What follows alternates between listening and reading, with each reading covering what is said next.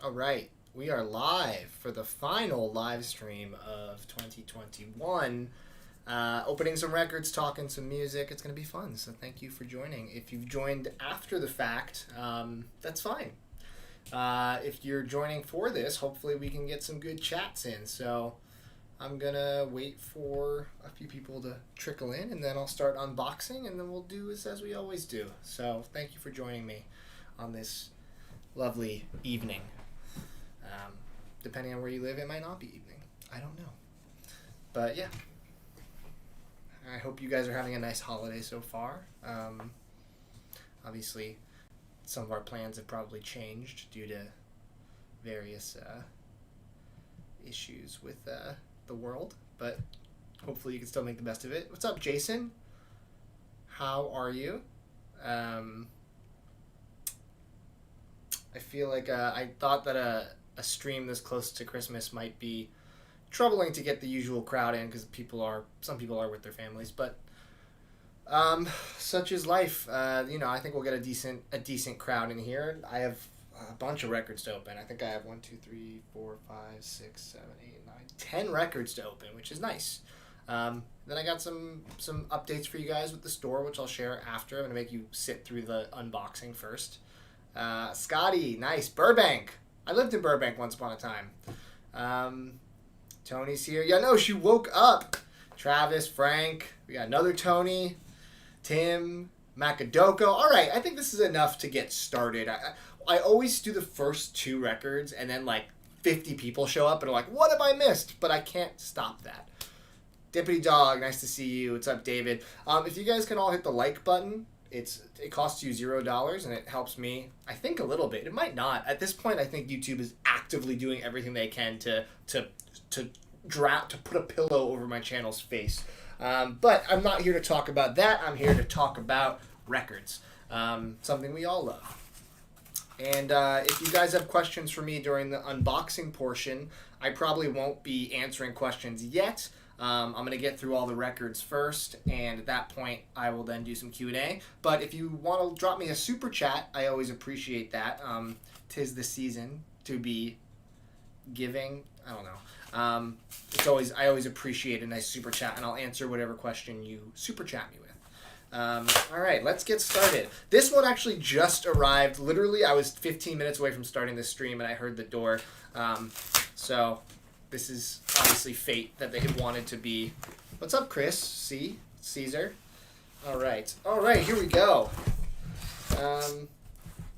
First one up, we got a little grunge action. This is Bush Razor Blade Suitcase. I love a foil jacket, man.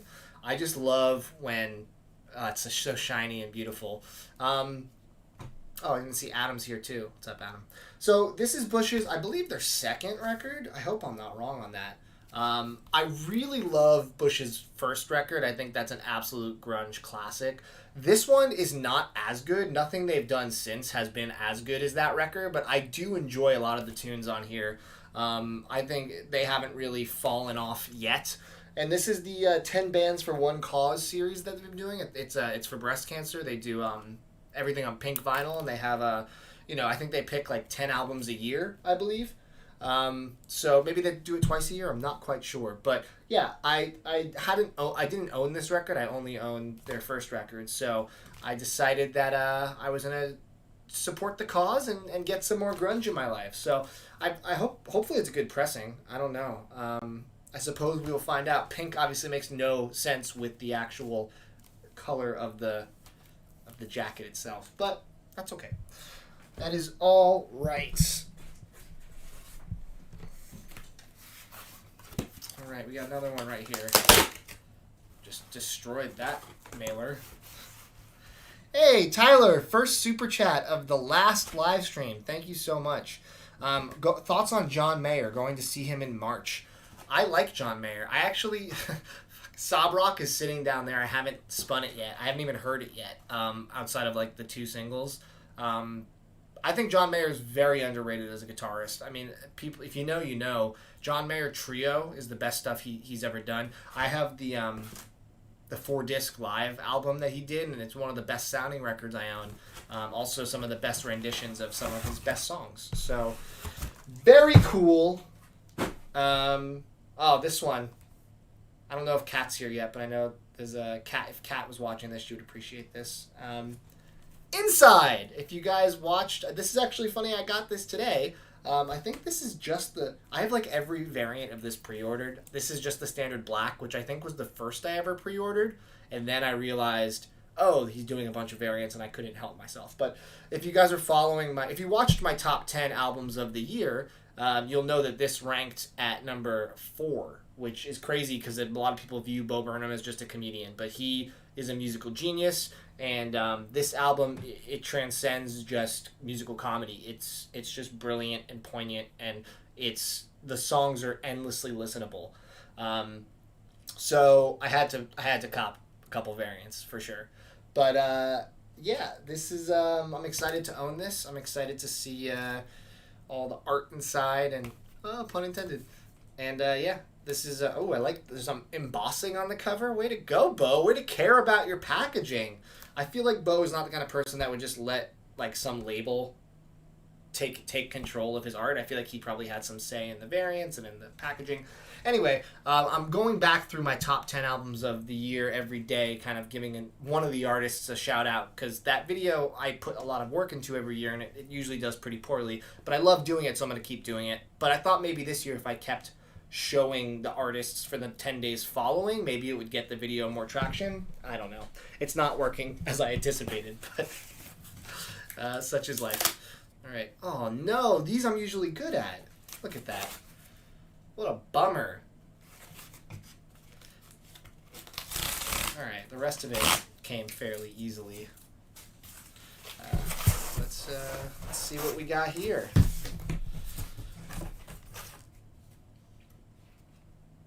Got a little rough trade booklet. I don't know what's in that. Take a look at that later. Oh, yes! Cool. I've been wondering when this was going to show up. So this is... How do I even describe this record? This is Todd Terje. This is the second time I've brought him up in a live stream and I didn't know how to pronounce it. And I think Ryan Dye was here and he told me how to do it. But Todd... whatever, is an amazing electronic artist, kind of DJ vibe, but it's very like disco-y and very danceable. Kind of like similar energy to LCD Sound System, but a little more like housey. Such a good record, and I've never owned it. And then Rough Trade said they were going to do an exclusive blue and yellow, which is perfect to match the cover. And I decided, you know what? Terrier. Is it really Terrier? That can't be right. But yeah, I'm super excited to spin this. I haven't listened to this album in a minute, but I have seen him live. I saw him at a festival. I'm trying to remember where it was. It might have been Governor's Ball many, many years ago. It was a dance party. Everybody was just jamming so hard. We got some new people. Philip, what's up, man? Kat, I just referenced you in the last segment, so you showed up just a little too late, but you'll have to go back and check it out. But yeah, this is a great record. I think this might be the only colored variant of it, so if you want something a little disco-y, a little danceable vibes for maybe cooking dinner, this is definitely... It's album time, as he says. So this is the worst packaging I've ever seen for a record, and I know that this came from, I believe, the UK. I think. Either way, not great to go across the world, but let's see how it turned out. Oh boy. I don't know why people package stuff like this. It's like so brutal. But it looks decent in here. Let's see. Actually, I think this survived the trip. All right, I give you credit. You really rolled the dice on this one, Josie Ann Clark, but you made it. So this is an album called A Small Unknowable Thing. This was a discovery I had on Reddit. Someone just posted that she put it up on her Bandcamp, and I listened to like the one track that was available, and I loved it. Singer-songwriter type stuff, but definitely kind of reminds me of what Haley Williams did with Pedals for Armor, where it has a little bit more experimental aspects to it. Like there's definitely elements of like Radiohead type songwriting and progression. It's not your traditional, girl with a guitar bedroom pop stuff. It's definitely a little more high concept than that. And I haven't heard the rest of the record, but I loved the one track she had, and I think it's sold out on her Bandcamp with just one track. So I'm not super familiar with Josiane Clark, but hopefully after this I will be. I believe she has a few albums, and I think she has some albums with Gentlemen.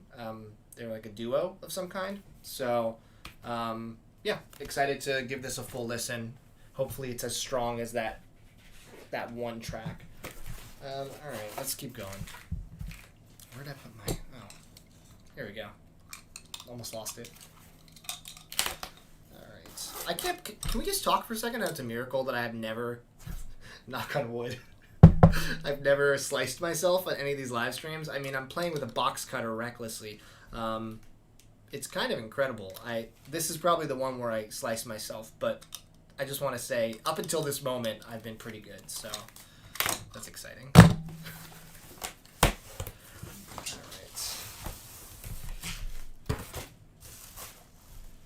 right. What have we here? Oh, yes, All-Time Low, Nothing Personal. This was out of print for a very, very long time, and this is the clear with gold and pink splatter. I'm actually curious what it looks like.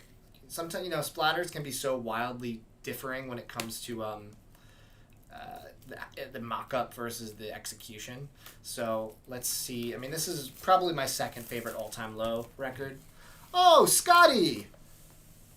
Happy holidays. Hoping that I see Half Waif unboxed at some point. Yes, I do not own Half Waif, but it is definitely something that I am intrigued by. At some point. How about not this one, but maybe a next one. Let's see. How did it turn out? Drum roll, please. Pretty cool. Pretty standard. Pretty standard double color splatter. Looks very similar to some of the TMR label releases that I've done. Oh, Roland's here. What's up, man?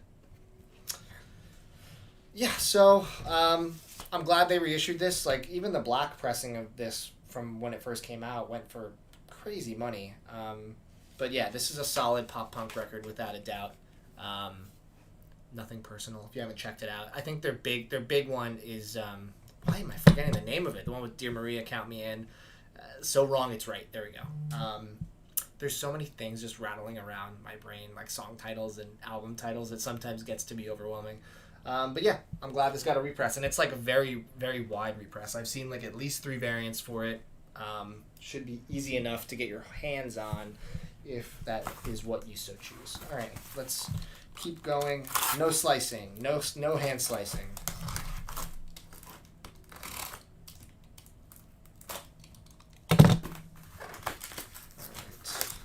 This is another one from overseas and really bad mailer. Really garbage, flimsy mailer. Really rolling dice. I mean, honestly, like, overseas shipping is crazy as is. To ship it in a glorified piece of paper just blows my mind. Oh, nice. Adam, you'll appreciate this. This is an album I've yet to hear, but I'm extremely excited to listen to it. Ooh, upside down?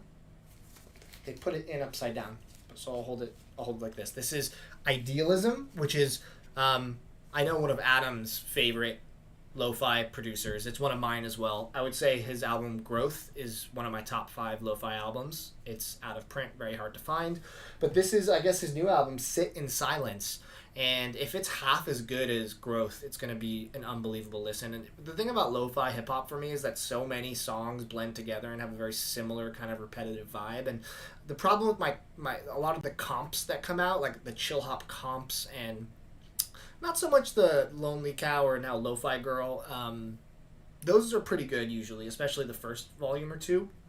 But so many times lo-fi hip-hop just blends into this kind of just amalgamation of sound that's all so similar. And I love it when there's artists like Moo and like idealism and, you know, tampa beats and stuff that's really kind of separates itself from the pack by trying to be a little experimental while still being really pleasant to listen to.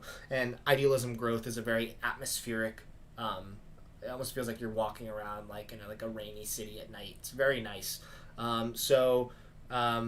Idealism is awesome, and if this isn't sold out yet, I would definitely go pick it up. I haven't even heard it. This might be garbage. He might have just completely lost it and only had one good album. I don't know.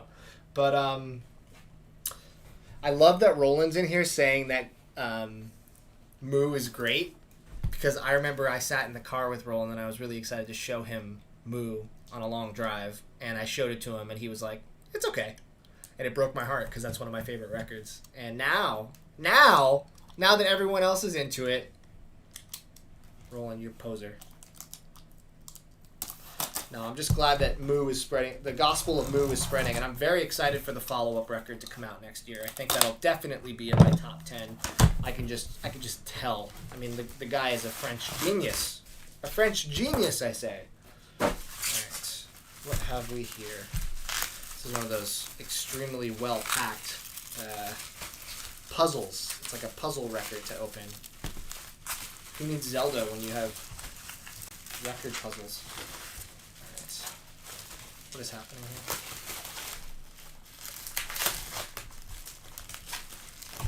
Oh, this is cool. So, this is, I don't know how to pronounce this artist name, I just realized. Oklou? Oklou? This is her album Galore. Really good kind of experimental pop. I was turned on to this by a buddy, and I found out that she had a limited vinyl pressing, and I missed it.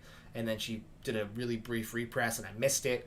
And I was really upset because it's a great record, and I wanted to own it. And then someone on Reddit ended up selling their pre-order. This is the limited version, too. I think it's like crystal clear vinyl. Yeah.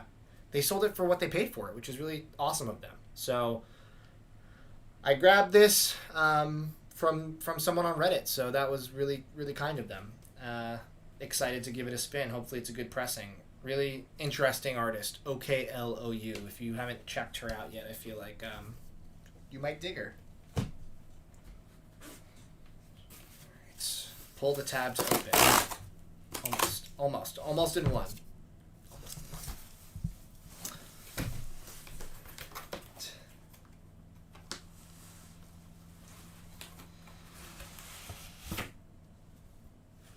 So this right here is my man, the richest man in vinyl, The Alchemist.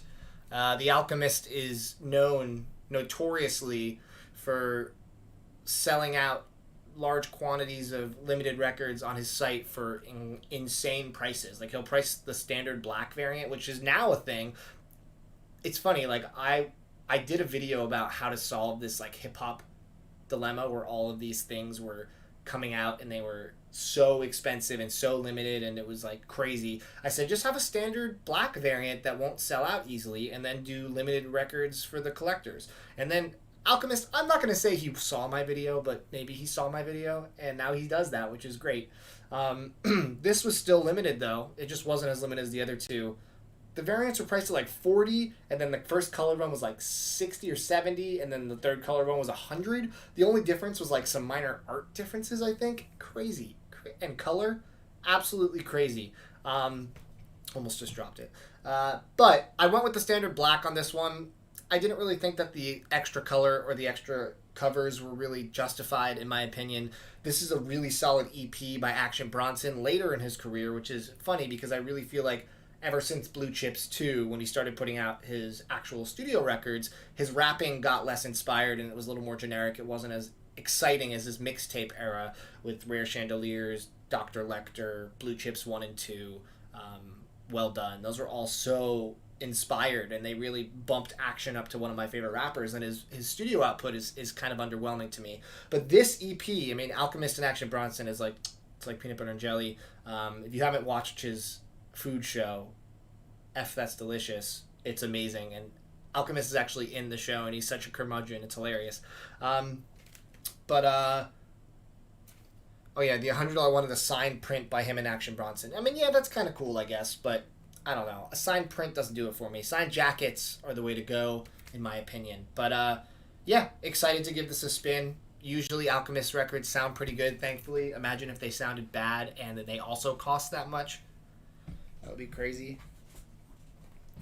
Alright.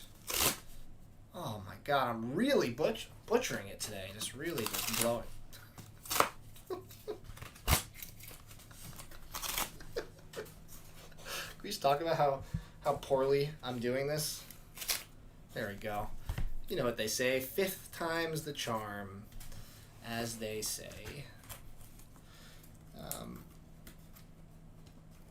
Someone just said, I wish Mark and Alan from XM's Debatable had you on during yesterday's show. They were talking about kick-ass box sets released this year.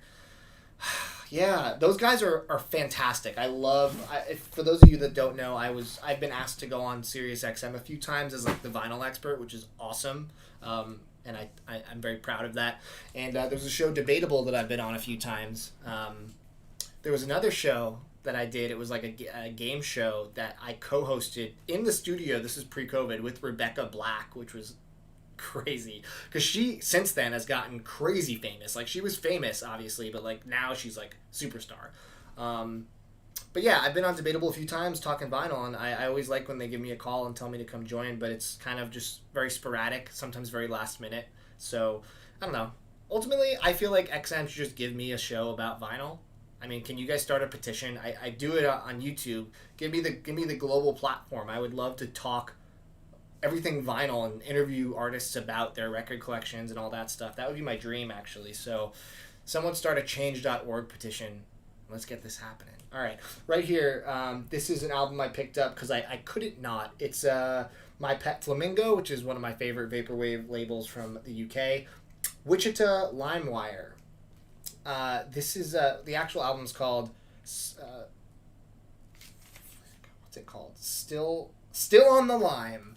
I am such a sucker for nostalgia. I am like, nostalgia is my drug of choice. When I'm sad, I just think about and experience all of the things that make me happy from my youth, that make me happy now. Like, if you guys see in the back of my videos, I have giant statues of Final Fantasy characters and Banjo-Kazooie. It's because I'm a very nostalgic person, right? And this album is just, it's awesome vaporwave, so it has a very good sonic aesthetic to it. Like, it very much captures the vaporwave, but it also utilizes so many sounds that are sampled from this era of the internet. I mean, LimeWire, you got like this, I don't know if that's Crazy Taxi, maybe. I don't know either the tennis player. Is that Anna Kournikova? I mean, that's also kind of relevant to that era, too, if you know the scandal that happened with her. And then the Bonsai Buddy, this creepy guy that used to follow you around on your browser. But yeah, I listened to like the first 3 tracks. Oh my god, just look at this. Look how this is so classic. I miss this era of the internet. But oh yeah, this song's called Anna Kournikova's Virus. There you go. So it is. There's a song that's almost all Windows XP logout sounds. Yes. See, when an artist is talented and knows how to like put sounds together and they use the right samples, it can be amazing. And this is just perfection. I'm so excited. This is the vaporwave release that I've been most excited about probably all year. Just because I feel like this cuts to the core of what I love about vaporwave, and isn't just in this sea similarly to lo-fi like I was talking about. You know, there's just this sea of stuff that all kind of sounds the same and is uninspired. This right here, though, this is inspired. This is inspired. LOL, I love this. I love this. We can all love this together. Look at Bonsai Buddy. Look at this guy. What a creep. What a little creep. Yeah, excited to spin it. I'm probably going to spin that tonight. I started playing the Guardians of the Galaxy game for PS5. It is such a delight. I'm having so much fun with it. It's like basically watching another Guardians of the Galaxy movie, but you're playing it. The voice acting is maybe some of the best I've ever heard in a game. So I'll be playing that later, but definitely want to get some time for LimeWire. Get back to my roots.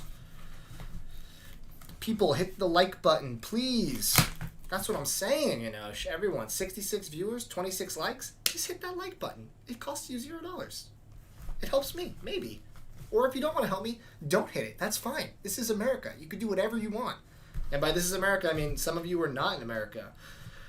Oh man, I really gotta crawl out of that box I just put myself in. All right, this is the last record. The last record to unbox. Let's hope it's not a terrible one. There's actually one more record I haven't unboxed. It's down there, and I'm not gonna unbox it on this stream because I'm doing an entire video on it next year. So you'll have to wait for that, but it's very exciting. This one is, and we'll do some Q&A after this for sure. Oh, nice. This is cool. So this is a Run for Cover band. This is Runner with 3 N's. Runner, always repeating. I discovered this on a Bandcamp Friday, and I heard 2 songs that I immediately pre-ordered a variant. It's like really good, kind of like singer-songwriter, emo, kind of not high production, just like really solid singing and melodies. And I was super into what I heard, and I tweeted at the guy, and I was like, I don't know you, but I just bought your record because it's amazing. And then both, I think the label and him responded positively to it, which was cool. But yeah, Runner. If you haven't heard this, always repeating. Really enjoyed what I heard.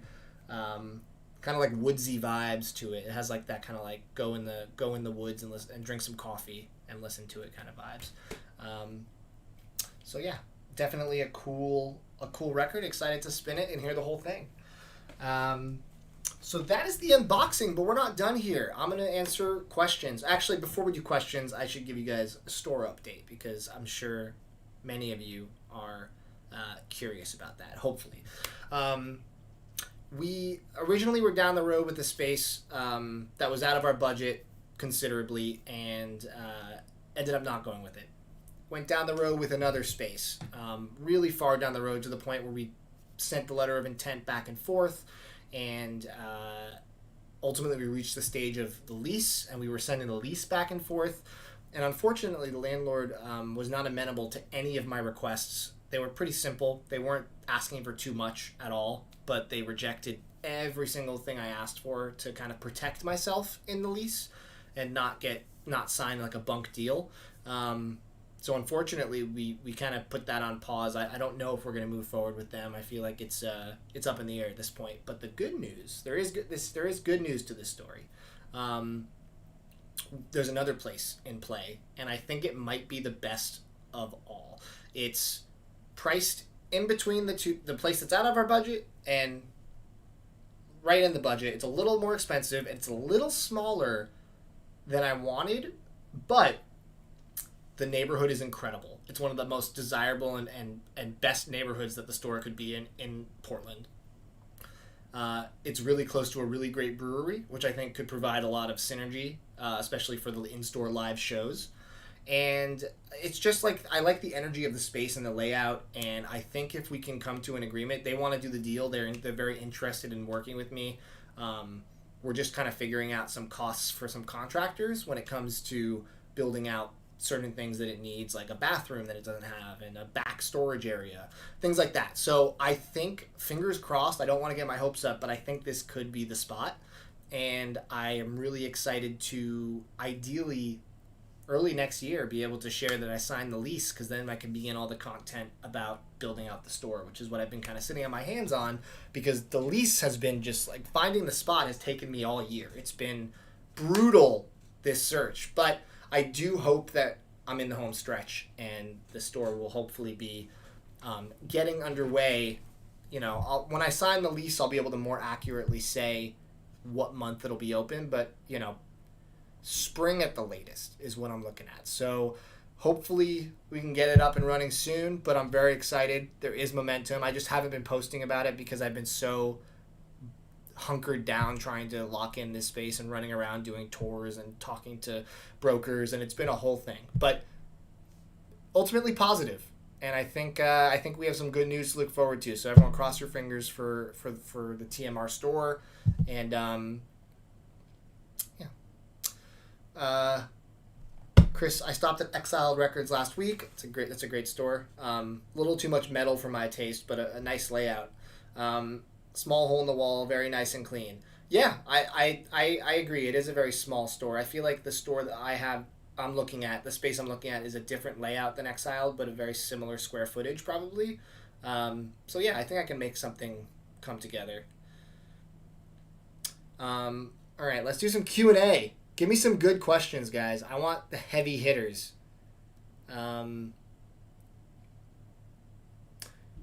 Thoughts on Cookin' Soul's Woo Xmas release? I picked up I picked up the white variant, and then he put out the red variant.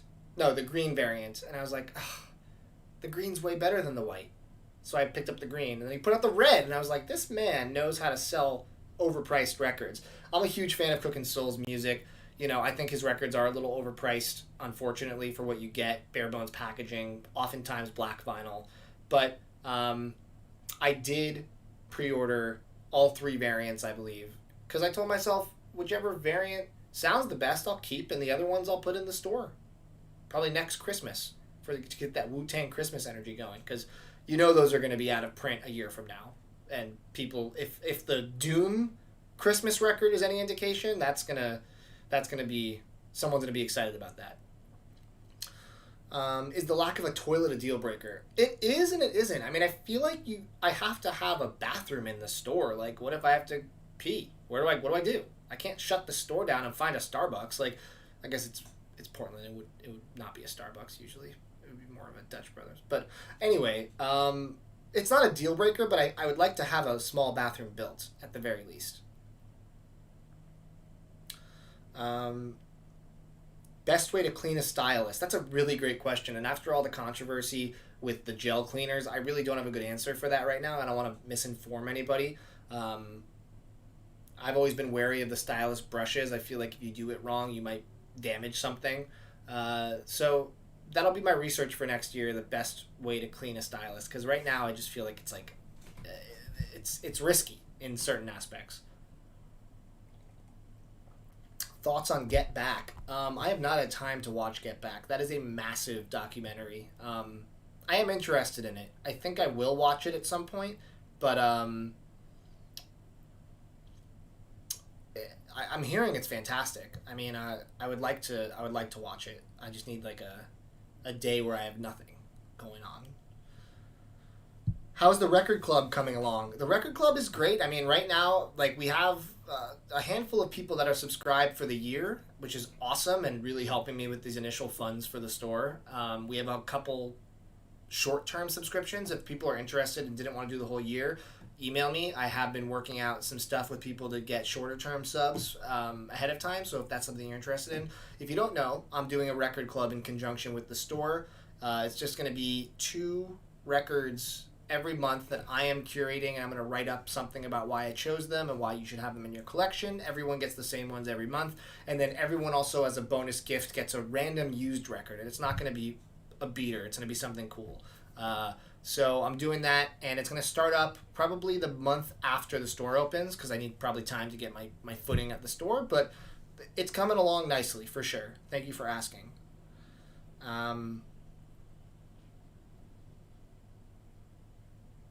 Oh wait, Jay, I just read your name. Aren't you one of the subs for the year? I think I sent out a note on Patreon, or no, maybe just via email. I sent a note a couple weeks ago, kind of giving you guys an update about the timeline. I don't know, did you get that?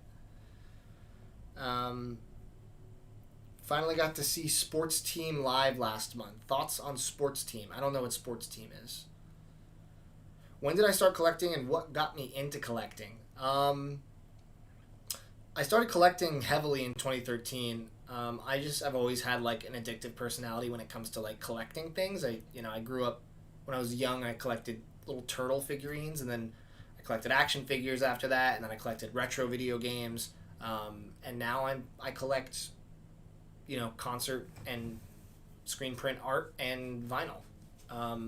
It's something. I'm a very nostalgic person, like I said. I like having also visual representation for me and for anyone that cares to see of the music that makes me who I am. And I think vinyl is the best way to do that. It is also very cumbersome and hard to move across the country. So I'm always considering if I should continue to grow the collection as rapidly as I have. Any plans to do Record Store Day in my store? I've talked about this before in other live streams. Probably not at first. I have to learn more about how it works from the store side. But I will do Record Store Day in some capacity. It's not necessarily going to have the RSD titles, but I will have a celebration for Record Store Day, like, you know, extra special rare wall discounts, stuff like that. Magic Eraser works to clean Stylist. See, I don't want to tout that. I have read that it can strip the stylus if, you know, the chemical on it, whatever the you know, those things are extremely powerful. I don't know if that's true, but I read it once, and I'm certainly not going to risk it. I used to do the Magic Eraser on my old turntable, but yeah. Any chance at a one-take podcast where I talk vinyl albums that you can subscribe to and potentially send Sirius for consideration as a pitch? Well, are you saying to do like what I would theoretically do for Sirius XM? Because I guess like a spec script, but like as a podcast, I could probably do that. But I do have a Too Many Records podcast. For those of you who are new to the TMR family, I did about 35 or 40 episodes of a podcast on a station called Dragon Wagon Radio, and they're all up on Stitcher, iTunes, Spotify. If you search Too Many Records, you can find them. So I have a ton of material that I could send them. I just don't know who to send it to, you know?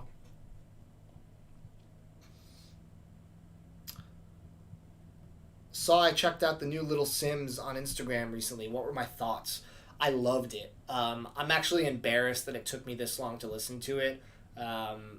Incredible record. Very ambitious sonically, and she pulled it off so well. Lyrically, one of the best lyrical hip-hop albums I've heard all year. I think if I spent more time with it, it's very dense. If I spent more time with it, it might have made my top 10. 100% would have made an honorable mention. So that's the problem when you make these top 10 videos. It's like you leave out albums that you A, didn't have a chance to hear, or B, you know, you didn't spend enough time with to really connect to it. But Lil Sims was fantastic. She's awesome. You're using the gummy stuff on your Ortofon Blue. There's currently a debate in the vinyl community as to whether or not it leaves residue that might not be able to come off easily. So I would hold off on the gel cleaners for now until more people do some more research. That's my official stance. Hi, buddy. Hope you're doing great. I hope you're doing great. Given that I usually don't care about metal or similar music, what would I say is a metal album that I consider an exception that I really like? You know, it's funny. I actually did a video with my old roommate about essential metal records, and it was from his perspective, but I agree with, I think, most of them. The only one I didn't really love was Jesu. But I love metal. I just am very surface with it. I don't like the stuff that's overly aggressive and loud and, you know, really... I like more melodic stuff. I mean, I don't know. Like, for example, I just today purchased a copy of Ride the Lightning from, I think, 2011. It's considered to be, I think, one of the top 3 sounding pressings of the album. It's really hard to find. It very rarely pops up, and a near mint copy popped up, and I made an offer on Discogs, and I got it for, like, I think $50. But it's supposedly one of the best sounding pressings of it. I love Metallica. I like a lot of, like, new metal stuff, too. You guys know I love Linkin Park. I love Slipknot. You know, with metal, it tends to need to have other elements to it. Like, I really like Agalloch, which is, like, folk metal. I like classic metal stuff. I mean, I like, you know, Dio, Sabbath. I like Ozzy, obviously. But, yeah, I don't really go deep into, like, the really hardcore metal stuff, like when it gets to be, like, black metal or death metal. For me, it's just not what I'm in the mood for usually, but who knows, maybe I'll have like a phase of it one day. I don't know.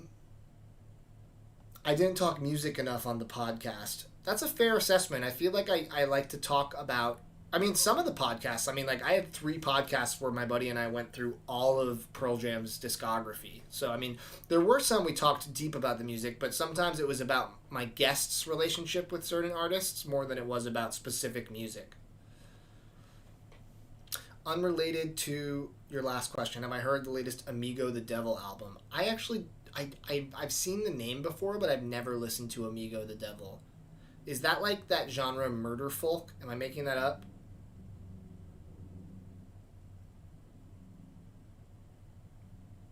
See, Slayer, I've never really... I enjoy, like, their big songs, like Rain and Blood, but, like, I don't really know Slayer that well. I feel like I would like them if I gave them a real listen.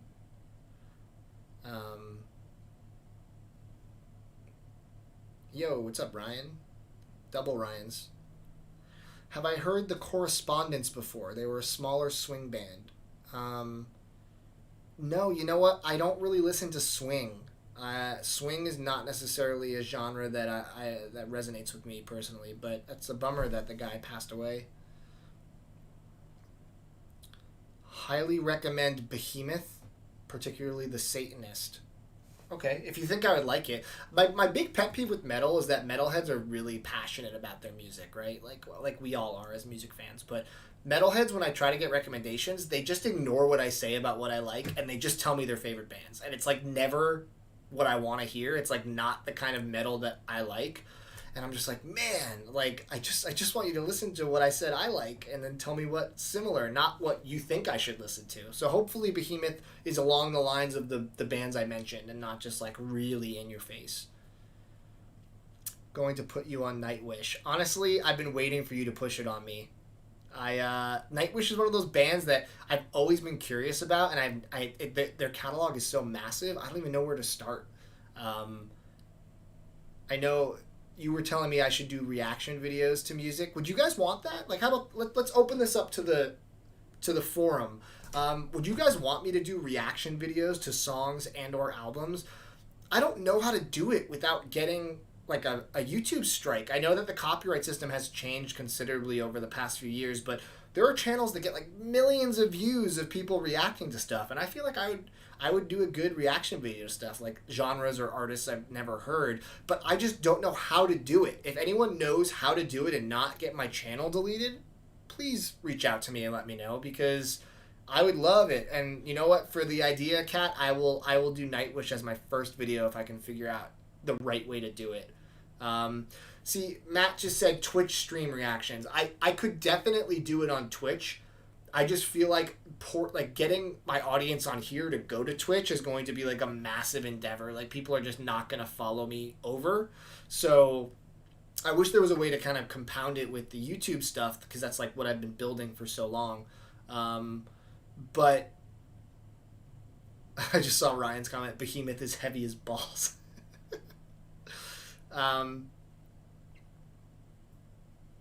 I'd have to do a countdown with headphones on so I can play the album while I talk about it. I feel like a lot of the reaction videos I've seen, they pause it though to talk about certain aspects. Like, they'll listen and they'll stop and they'll be like, this is what I feel about this part, and then they'll keep going. I just gotta figure out. Yeah, I guess I see. I wouldn't monetize those videos, but I also I feel like you can still get in trouble. I feel like if the wrong label sees you using their music, even if you're not monetizing, they can take it down or mute it.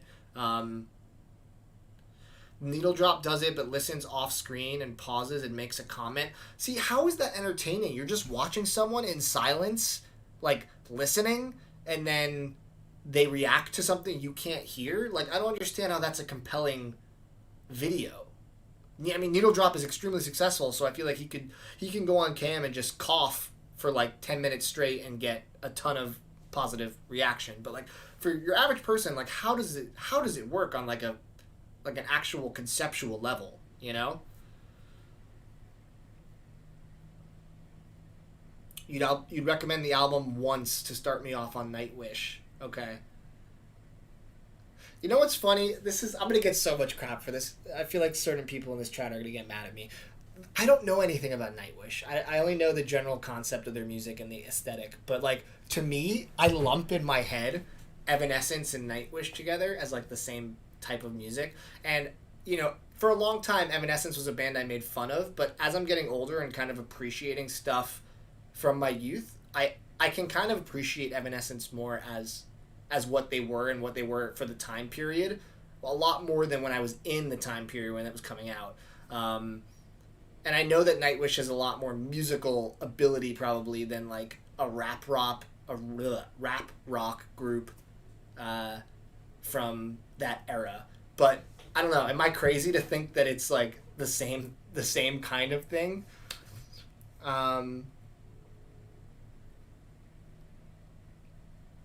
Why not make a separate channel for you? Don't take a chance of the main channel getting removed and keep it in loop with the TMR community. That's not a bad idea. Let me just add another channel to my life. Let me just have a full-time job and open a record store and do my YouTube videos and do live streams and try to be a human and not die, and also do a second YouTube channel. I really need an assistant. At this point, the amount of hands and the record label, the amount of stuff I have my hands in, it's just hard to do it all really well. I feel like I need an assistant, but I don't have the income to pay an assistant properly. So maybe an intern. Isn't that what the American way? You just get an intern? I don't know. A separate channel is not out of the question.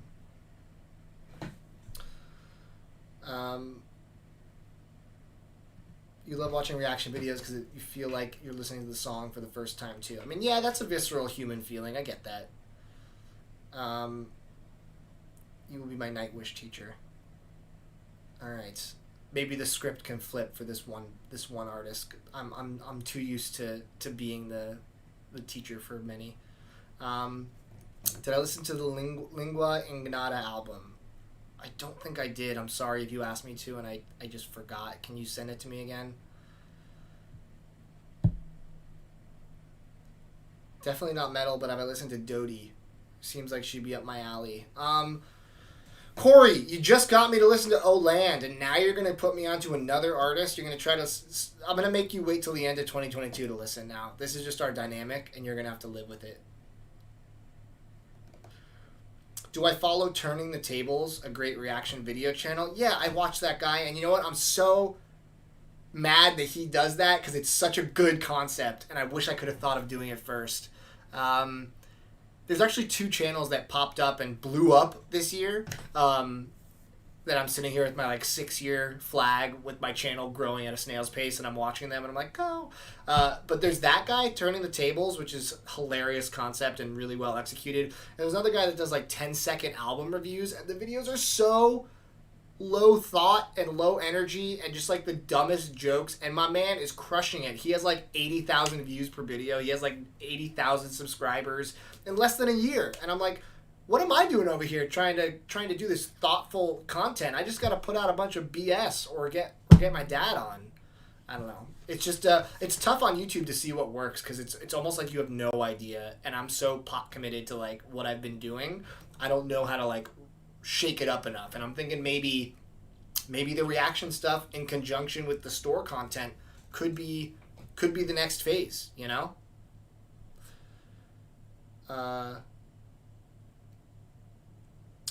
What's an album that came out this year that isn't possible to get anymore because it's too expensive now?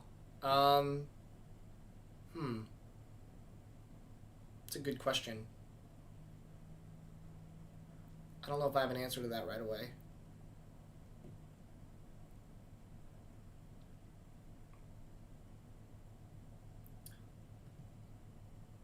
Interview musicians.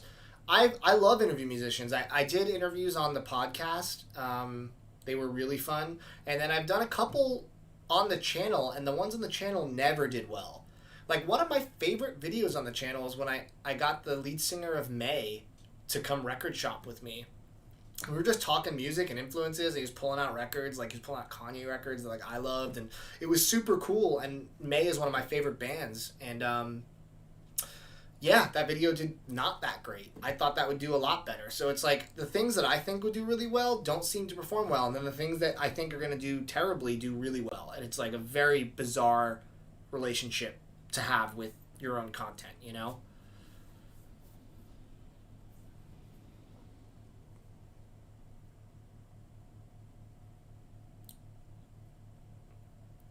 I could be your intern? I don't think so, Adam. Toad Hall and the In Groove do a pretty nice job as store owners. I mean, yeah, I don't know who Toad Hall is actually, but the In Groove, I mean, Mike does a great job. You know, I'm really in awe of what Mike and Dylan from Noble Records have kind of done in terms of the hybrid YouTube channel store. And while I think I've had a YouTube channel longer than both of them, I am going to definitely be taking some pointers from them when it comes to how to incorporate the exciting aspects of the store with the channel without it just becoming buy my stuff, you know, because obviously I want to sell records. I need to keep the lights on and, you know, make a little bit of profit from my work. But ultimately, I want to make it fun. I want to make videos that make people excited to see what's happening with the store, what records come in, what collections I buy, what in-stores we do. I want to keep everyone, like, really abreast of it, which is cool.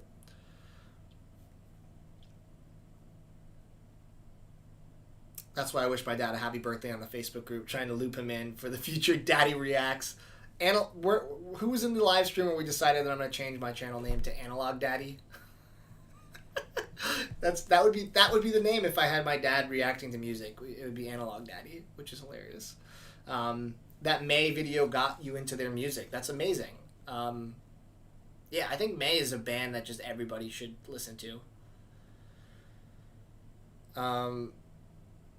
Baffles you that my top 10, top 100 video series don't do better. People love lists. I know! The fact that I did 20 videos back-to-back a few years ago of my top 100 albums, they just did horribly, like some of the worst performing videos of my 7 years, it blows my mind. I'm like, what do people want? Like, what content do people want to consume? Because, you know, I'm not going to name drop other channels, but I see other vinyl channels, like, put out content that I'm like, I would never be interested in this, and it has, like, hundreds of thousands of views.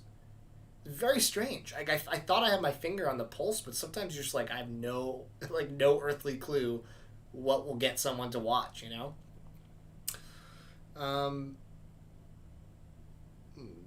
Did I see the showdown live stream between Michael Fremer and Mike from the In Groove? I saw about 20 minutes of it and I had to turn it off. I just couldn't deal with the bickering. It just felt... I respect both of those guys, and I just thought that was kind of a lame slap fight. I don't know who was more in the right, honestly. I feel like they both were wrong. I don't know. It's not even worth necessarily diving into. When is the TMR store opening? I did a whole segment on that in this stream maybe 20 minutes ago, so after this is done and it's on the channel, go back and check it out because I gave a full store update. You remember asking a question a while ago about how vinyl jackets can improve in quality by material. You gotten food on vinyl, and that's an example of how a double LP jacket should be. Yeah, well, that's the thing. I mean, when I went really ham on the last TMR record release, the Marcus D one, and I wanted to do a really premium jacket because that release is super special. And, you know, it costs a decent amount more to get really nice jackets made, but I think depending on the release, it really makes all the difference. The thickness of the cardboard, if it's a tip-on, if it has that sturdiness, a nice thick spine. I mean, that really does make a difference in how a release feels to me. And, yeah, I mean, so many labels just, like, do the bare minimum when it comes to putting out releases. They do, like, the thinnest possible jacket. You know, they do the white paper inner sleeves. It's not that expensive to upgrade to polylined. And the fact that that's not mandatory in this industry to help protect the records blows my mind. Like, I run a label. I have put out 12 releases now. 13 now. The 13th just funded. It's not that much more. It's really not. It baffles me, but, you know, to some bigger labels, I'm sure the bottom line is everything, and that extra X amount of money might be the difference in justifying the release or not. I don't know how it works on that scale. The Top 100 series is the best content I've made. Thank you. I am really proud of that series. I think it's definitely one of my favorite things I've ever done, and I don't know how to revitalize it, and like it's just kind of like dead in the water. Like I put it out, it did okay, and then like never did well again. I don't know how to like revive it. Like I don't know. No one's heard of 95% of the producers, artists, bands that you talk about. Maybe that hurts views. And honestly, Ryan, that's a really apt point. I think the differentiator between my channel and most of the other channels in the vinyl community is that I am often referencing things that are a little more obscure, and I'm referencing smaller artists and modern artists, and a lot of the other channels really heavily focus on kind of like the classic rock stuff and the 70s and 80s stuff. And I noticed this on Instagram too. This is just turning into a TED talk about how social media is a nightmare, but I noticed on Instagram I can post like a Fleetwood Mac record just like a crappy photo of it and get like 900 likes, and then I'll post like a well shot beautiful variant of an obscure artist and get like 150. It's like people don't necessarily want to discover music, and I started this channel as a way to show people music they might not know but they would love. It's like everybody knows Dark Side of the Moon is good. Everybody knows that Thriller is good. Like, I don't know why you have to make a video talking about it. Like, everyone knows that. For me, the appeal of watching a YouTube channel about vinyl, it would be to learn about artists or cool variants or cool pressings that you might not know about. It's like, it's an information source, and when you have someone that's passionate, I think that that's ultimately a good thing. But I think you're right, Ryan. A lot of the stuff I talk about is obscure, and because it's not like, check out Led Zeppelin, ever heard of Led Zeppelin? They have good albums. It's like, it doesn't resonate with a large portion of the vinyl community, which is, it's tough. But I definitely want to stick to what I believe in, even if it's not the most optimal way, you know?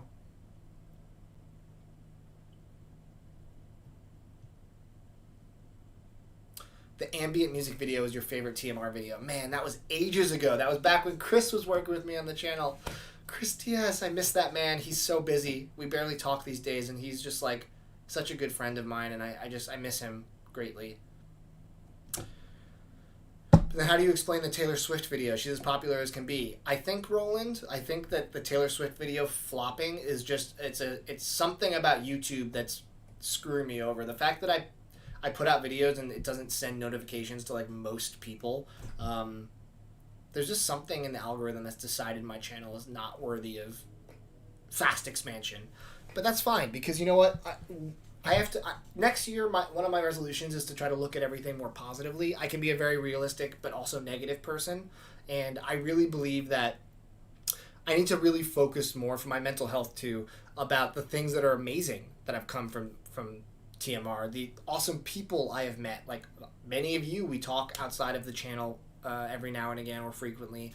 You know, some of you are my friends in real life, and I've met amazing artists and got to collaborate with them on projects, and I've got to put out all these records on my label, and I'm getting to open a record store that hopefully the channel will help succeed. So there are a lot of really cool things that are beyond just like putting out videos that people like in mass, and I think I need to really make a strong point with myself into recognizing that, because I could be hard on myself, and I think I need to really take stock in what I've built, and be as proud of it as I should.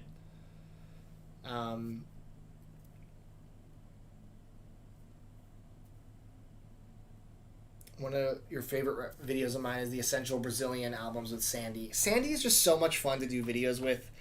Yeah, man, if she lived in Portland, we would still do videos. We were just talking the other day. She's doing great. She actually has some crazy announcements coming up for her career, which I'm super stoked for her on.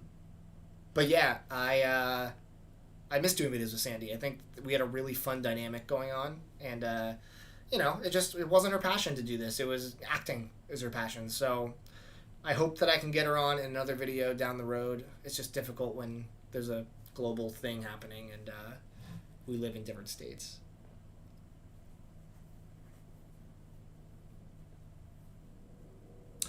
You don't think I talk about music in the way that her fans want? What do you mean by that? Can you elaborate? TMR, what's in my bag equivalent when the store pops off in the future? I mean, Amoeba is like, we're like thick as thieves. I've been so blessed to get to meet a lot of the staff that's like the high ranking managers, owners, and they're all so lovely. I've been asking them to do a what's in my bag forever, but I'm not Fantano size, so that would be a kind of strange outlier compared to the usual musician. But I definitely want to have a series. I don't want to straight rip them off and just do what's in my bag TMR, but I definitely want to have a series where when artists are coming through, I could do something featuring them at the store. I just got to figure out what it is. But yeah, if you guys have ideas of what the what's in my bag type thing for my store can be without just being a blatant ripoff. And that being said, I don't think that they would get mad. I mean, we have a good relationship. I don't think they would be like, Matt, you're stealing our segment. But I would definitely want to differentiate it enough where it didn't feel like that, you know?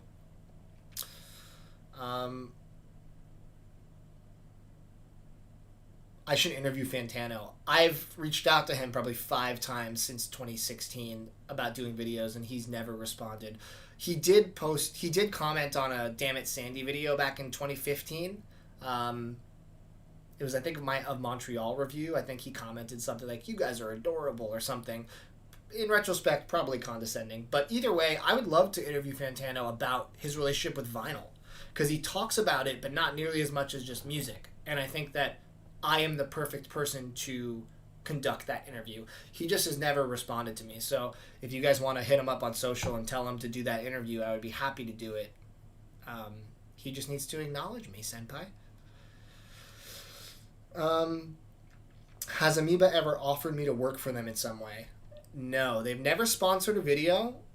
They've never offered me to work for them, but they've always been very gracious in granting me filming access, and they've supported me in various ways, non-financially, over the years. So no, I mean, if they wanted to hire me full-time to do something video related for them, I'd be more than happy to. It's just, who knows if it's in the cards. You would love to see a series of what I've been spinning and show off new music to me. I mean, I kind of try to do that through all my socials anyway.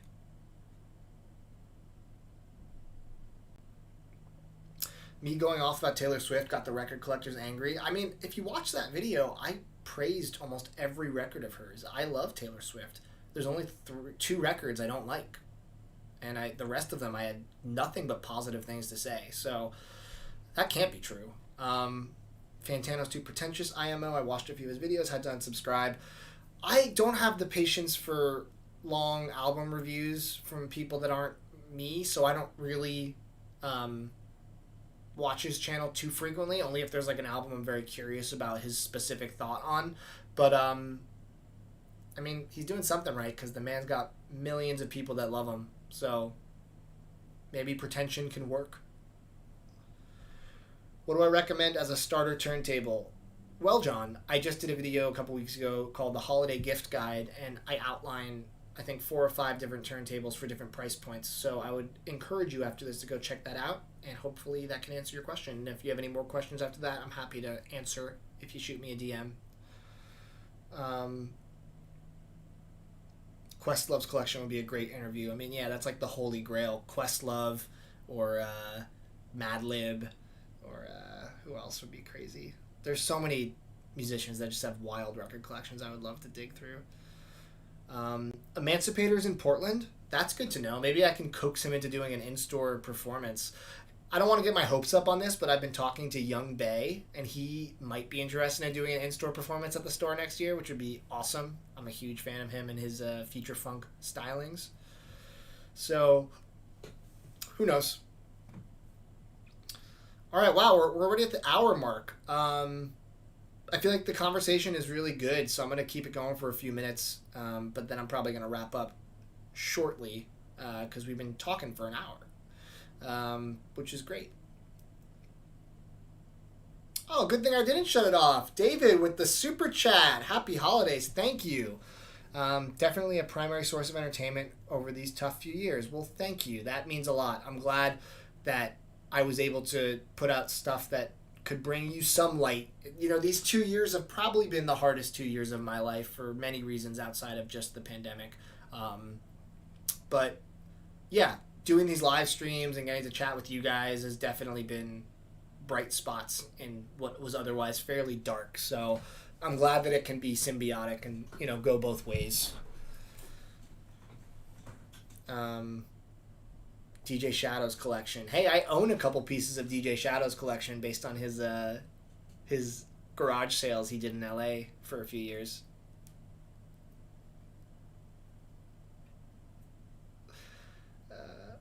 Remember when I ran into Vinyl Eyes at Record Store Day? That was certainly a day.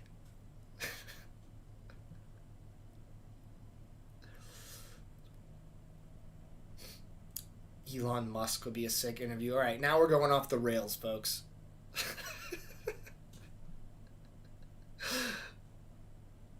All right, give me a good final question or two, and then we'll call it. Hit me with this is the last live stream of the year. There's nothing really to talk about with the Vinylized thing. We ran into each other. He showed up late. I'd been waiting all night. We thought, let's do a quick little segment, so we filmed a quick little thing of running into each other, and that was it. That was my only interaction with him in person.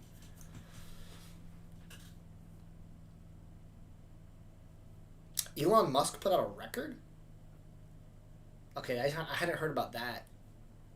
That's weird. Which RSD episode has Vinylized in it? I don't remember. It was probably 2017 or 18. I don't remember, though. Am I going to sell anything but records and record accessories? Your local shop sells smoking accessories. I mean, no, I'm not going to sell anything too different than record-related stuff. I am hoping to have gig posters for sale, like nice, like screen-printed art from bands and musicians. Not like mass-produced, like, you know, Kurt Cobain posters that are just on glossy paper, but like nice, rare, kind of like, you know, I really love that world as well. So I would like to sell those, but I'm definitely not going to have like, you know, some other completely different product in there. It's going to be primarily vinyl.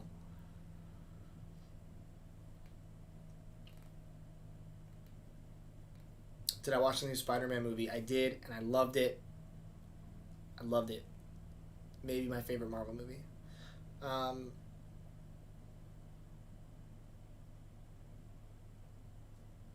What do I most anticipate being released in 2021 or 2022? That's a good question. I don't have the exact answer for that, but there's a lot of stuff that got pushed to 2022. A lot. I'm working on a video script right now for the albums I'm looking forward to in 2022. There's a lot of albums that are either rumored or announced for next year. Not vinyl releases necessarily. I mean, I'm sure they will, but like, when I made the list of artists that are supposed to be dropping next year, I was like, oh, this is gonna be a wild year. So, look forward to that early on next year. And which records are totally overdue for a reissue? That's another great idea for another video. I've done those before, but those can always be done because every few years there's always new records that need a reissue. So, all right, this has been lovely, guys. Thank you so much for your time and your great questions. Hopefully we can figure out this this whole reaction thing. But yeah, thank you guys for watching. Happy holidays to everyone, and hopefully great news about the store in the new year. So have a great rest of your year. We'll chat in the Facebook group, and 2022 is going to be the TMR year. I can feel it. Have a good night, guys.